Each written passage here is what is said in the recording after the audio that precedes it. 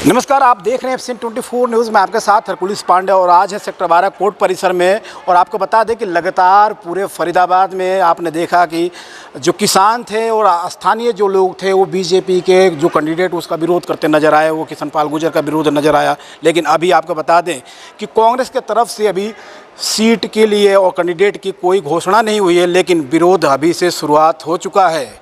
आपको बता दें कि वकील जो सेक्टर 12 के जो वकील हैं वो कहीं ना कहीं विरोध शुरू कर दिया कि अगर कांग्रेस ने महेंद्र प्रताप को टिकट दिया तो उसका पुरजोर विरोध किया जाएगा, जिसको लेकर आज सेक्टर 12 कोर्ट परिसर में चैम्बर नंबर 34 में एक प्रेस वार्ता की जा रही है। और तमाम वकील बैठे हुए हैं, बातचीत करेंगे, जानेंगे कि आखिर क्या मुद्दा है, किस लिए विरोध किया जा रहा है, तमाम चीज़ों को आपको दिखाएंगे। तो आइए बातचीत करते हैं और देखते हैं क्या क्यों प्रेस वार्ता की जा रही है। चुनाव जो आ रहा है लोकसभा का, ये हम सरकार जो बनाते हैं, हमारी छोटी सी गलती सारे देश को गर्त में धकेल सकती है, और छोटा सा ठीक डिसीजन हो जाए तो सब लोगों की कायाकल्प हो सकती है। तो इसलिए यहाँ फरीदाबाद तक ही हमने लिमिट रखा है। अभी हमारे कई वकील साथियों ने कहा कि इस मसले पे कम से कम एक चीज़ हम शुरू करें कि कोई गलत आदमी वहाँ ना पहुँचे।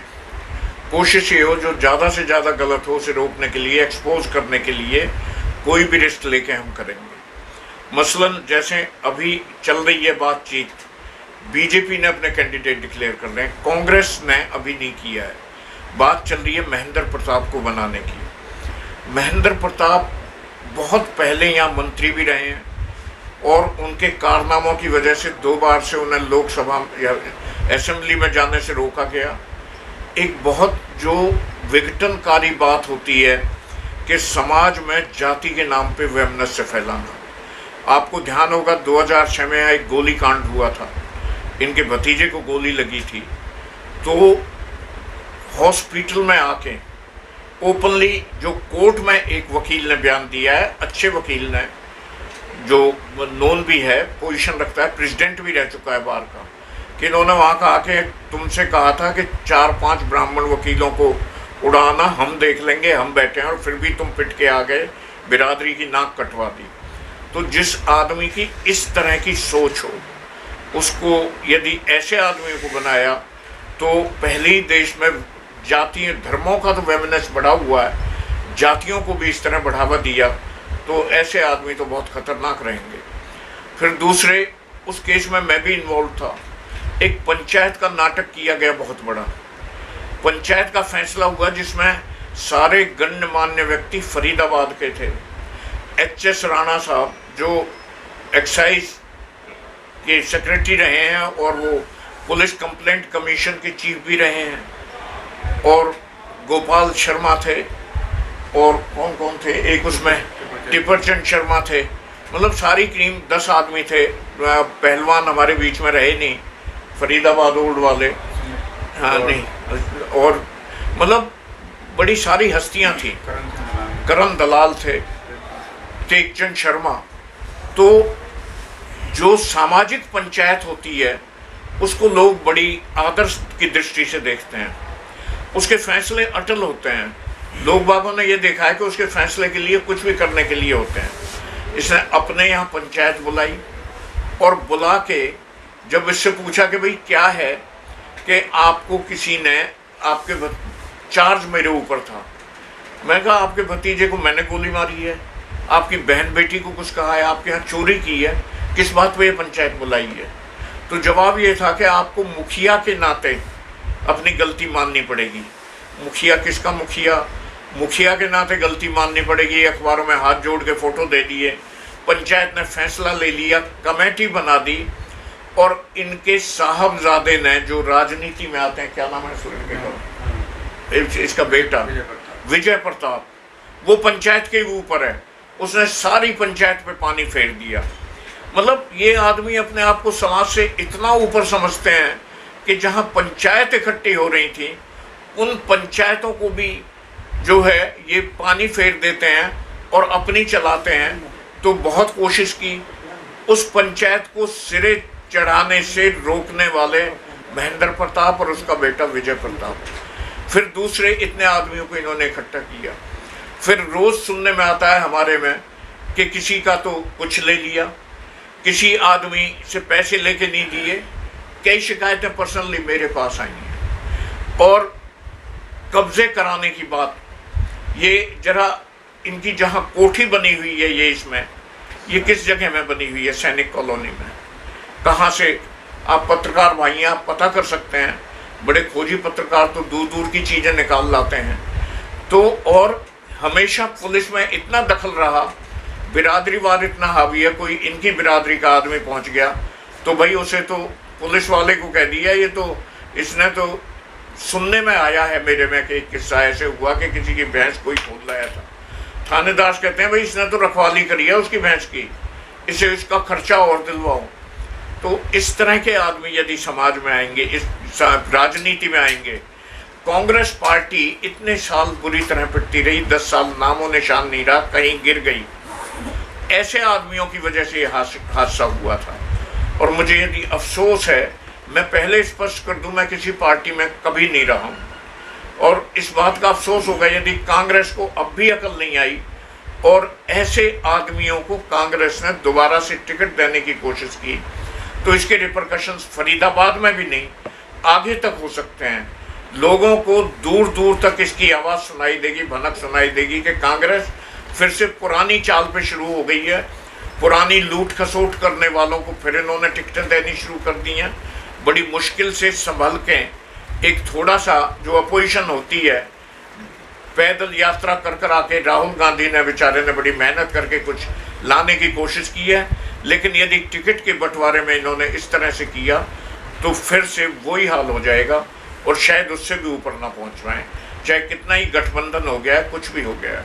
शर्मा जी, जी बीच में सवाल करना चाहूँगा। हाँ बिल्कुल करिए। आप जातिवाद की बात कर रहे हैं, जाति समीकरण की बात कर रहे हैं।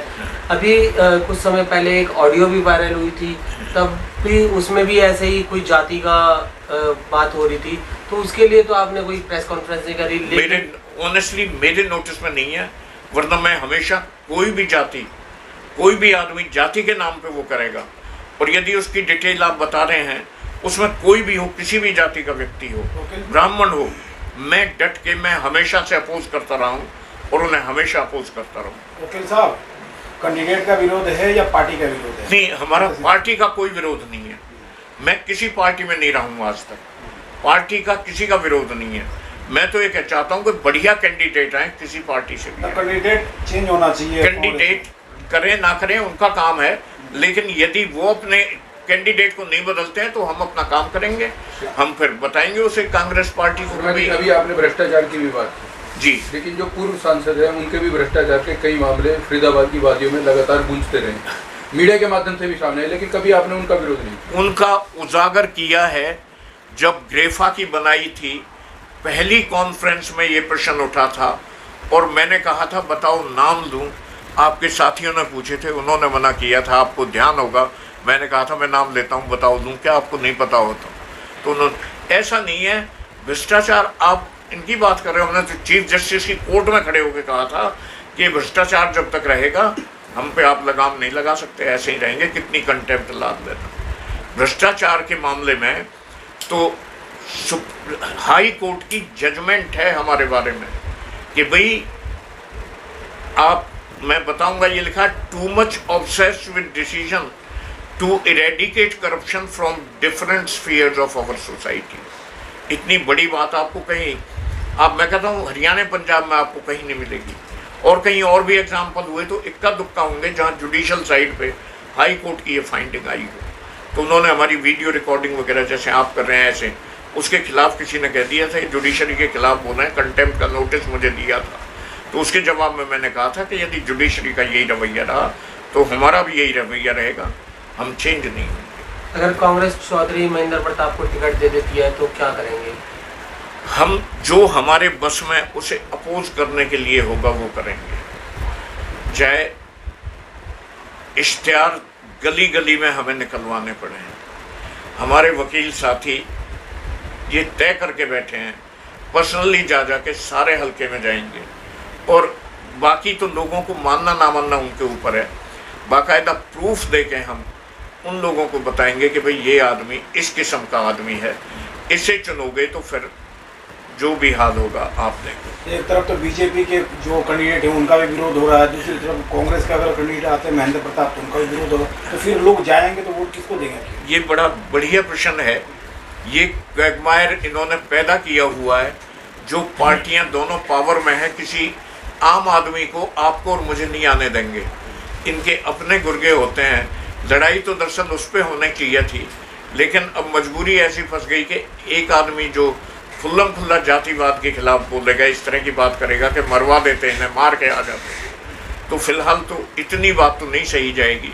भ्रष्टाचार से भ्रष्टाचार की तरह लड़ते रहेंगे, उसके साथ कंप्रोमाइज हमने कभी नहीं की। जो सांसद हैं वो भी किसी जाति को लेकर कुछ ना कुछ उन्होंने बोला कि इनका तोड़ने का काम है। वो जाति खड़ी हो और उनके खिलाफ बोले, हम सपोर्ट करेंगे। बिल्कुल जी, वो लगातार खड़ी होकर बोल रही है, लेकिन अभी तक आप लोगों को कोई सपोर्ट नहीं मिला उनको। हमारे से मांगा नहीं उन्होंने सपोर्ट। अभी एक तो अभी पता चला है, एक आज ही मेरी सीट पे बात हो रही थी कि उन्होंने भी किसी जाति के बारे में ये बोला है। क्या राय है आपकी विकल्प तो ना हो, दोनों में स्थिति ऐसी, दोनों में तो अब चूज करेंगे। एक आदमी को वो अच्छा लगेगा, एक हमें लगेगा। ज्यादा जिसको अच्छा लगेगा वो चुन जाएगी। ये तो इस देश का दुर्भाग्य है कांग्रेस को कि ऐसे ही आदमी आते हैं। लेकिन अभी भी जो तीसरी पार्टी है बीएसपी, उसने भी अपना उम्मीदवार कल ही घोषित किया जी, किशन ठाकुर को घोषित किया। हाँ। तो ऐसा लगता है कि आपको अगर इन दोनों की बारी आती तो आप तीसरा चुनाव भी कर सकते हैं? तीसरा चुनाव उनके बारे में देखेंगे कि क्या है प्रोस एंड कौन, गुण और दोष के आधार पे हो सकता है। यदि कैंडिडेट ठीक है तो उनके नाम पे फैसला ले लेंगे, हमें कोई दिक्कत तो कांग्रेस की बेशक चाहे कितनी कम रहे, चाहे नेग्लिजिबल वोट रहे, लेकिन ये नहीं कि किसी गलत आदमी को। एक सवाल दूरगामी सवाल है कि क्या अभी वर्तमान 2024 के लोकसभा चुनाव में विरोध होगा या अन्य और भी चुनाव कोई होंगे? अगर ये कैंडिडेट में से कोई खड़ा होता है तो उनका विरोध करेंगे? पूरी तरह विरोध करेंगे। जो भी चुनाव होगा, जहां भी ऐसे भ्रष्ट आदमी खड़े होंगे वहां हम, चाहे लोकसभा हो चाहे विधानसभा, चाहे विधानसभा हो, लोकसभा हो, चाहे कॉर्पोरेशन हो, कहीं भी शर्मा जी की तरफ से विरोध जारी रहेगा। विरोध जारी रहेगा। अगर कांग्रेस की बात करें तो एक तरफ महेंद्र प्रताप का नाम और दूसरी तरफ करण दलाल का नाम। महेंद्र प्रताप का तो आप मना कर रहे हैं, अगर करण दलाल को उनका आएगा जब तो सोचेंगे, फिर आपको तकलीफ देंगे, फिर विचारणीय है, हम विचार करेंगे, फिर उस पर नाम आएगा। अभी तो एक ही नाम आ रहा है। ठीक है, धन्यवाद। आप